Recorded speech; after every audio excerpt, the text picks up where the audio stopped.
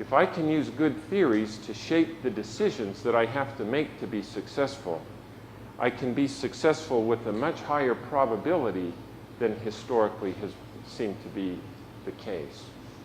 Now, let me just give you one other way to frame why I think this is possible. In Congress, if a congressman has an idea for a new piece of legislation that will solve an important social problem, he'll craft a bill and introduce it into the process. And then, darn it, in order to get the labor unions behind it, he's got to change the bill so that they'll support it. And then it goes a little bit farther, and then, dang it, in order for that senator from Texas to support the bill, I've got to tack this onto it. And then for the administration to line up behind it, I've got to change it in this way. And so by the time it pops out of that legislative process, it is a very different animal than what went in. But it had to be shaped and morphed to fit the interests of the powerful people whose support was required to get funded. And that shaping process is just an inherent part of the political process in Washington. Well, every time an innovative idea pops out the head of an employee in a company, it always pops out not as a fully fleshed out business plan, but as a half-baked idea. And then it has to go through a process of getting shaped into a business plan in order to get funded. And that process of shaping works exactly like the process in Congress works.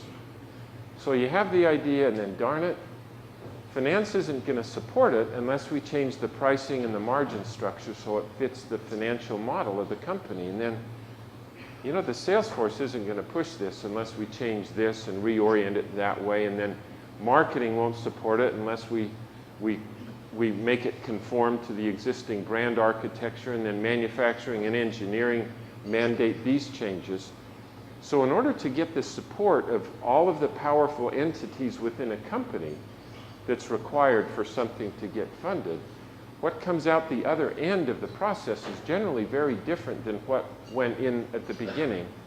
And in fact, that shaping process conforms every new idea to fit the business model and the market position of the company.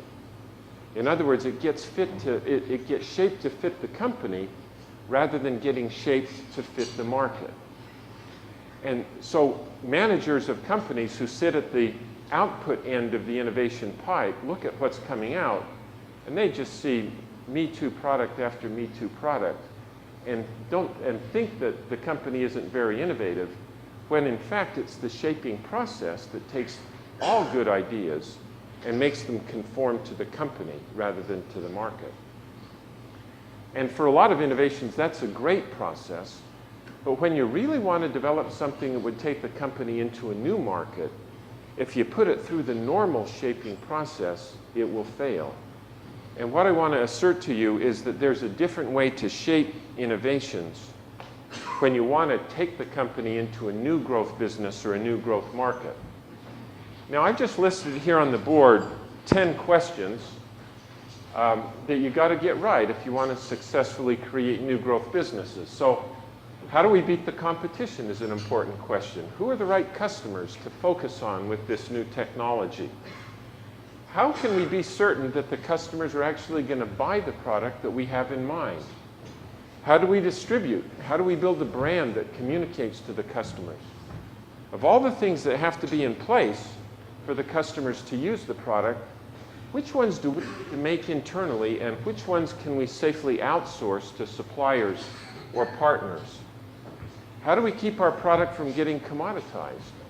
Who's the right person to run this new growth business, and what kind of person would kill the business if we hired her to run it? How do we structure the business so that it will be successful? How do we know when the right strategy has become the wrong strategy? And whose money would bless the business, and whose money might kill the business?